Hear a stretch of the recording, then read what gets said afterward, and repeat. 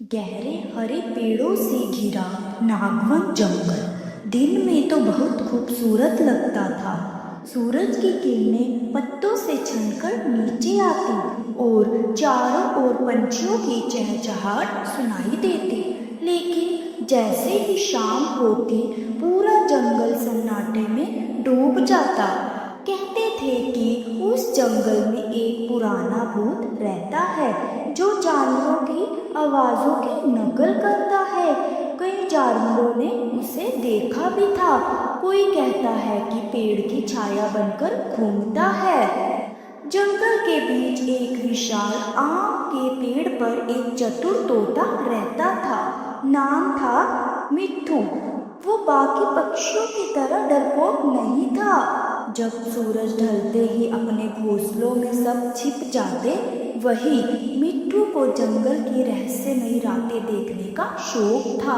एक दिन मोरनी रानी बोली, मिट्ठू तू रात में मत उड़ना, सुना है भूत जानवरों को पकड़ लेता है। मिट्ठू हंस पड़ा, अरे रानी वो तो बस डर की बातें हैं, कोई भूत नहीं होता। उसी रात मिट्ठू ने तय किया कि वो सच्चाई पता लगाएगा। आधी रात को जब चांद आसमान में था और हवा पेड़ों की टहनियों को हिला रही थी तो मिट्ठू उड़ चला। जंगल में हल्की धुंध फैली थी, दूर से किसी के कदमों की आवाज आ रही थी। मिट्ठू एक डाल पर बैठा और ध्यान से सुनने लगा। अचानक नीचे से आवाज आई, मिट्ठू मिट्ठू तू अकेला क्यों उड़ रहा है? तोता चौंक गया। वो तो उसकी ही आवाज थी, लेकिन बोला कौन? मिट्ठू बोला, कौन है वहाँ? तभी अंधेरे में दो लाल चमकती आंखें दिखाई दी। वो आंखें धीरे धीरे पेड़ की तरफ बढ़ने लगी और फिर पेड़ के पीछे से एक धुंधला सा चेहरा उभरा। वो हंस रहा था, लेकिन उसकी हंसी में कोई इंसानियत नहीं थी। मिट्ठू तूने मुझे ढूंढा, अब मैं तेरा साथी हूँ। तोते के पंख डर से कांपने लगे।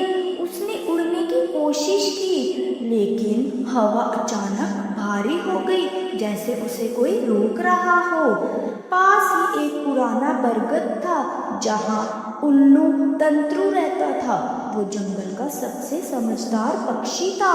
तंत्रु ने देखा कि मिट्ठू पेड़ से उड़ नहीं पा रहा है तो वो फौरन वहां पहुंचा।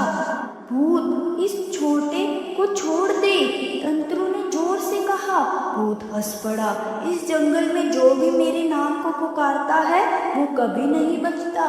उल्लू ने अपनी आंखें बंद की और एक मंत्र पढ़ा, वन देव की शपथ, सत्य उजागर हो। जैसे ही उसने मंत्र पूरा किया, हवा तेज चलने लगी, धुंधला चेहरा टूटने लगा।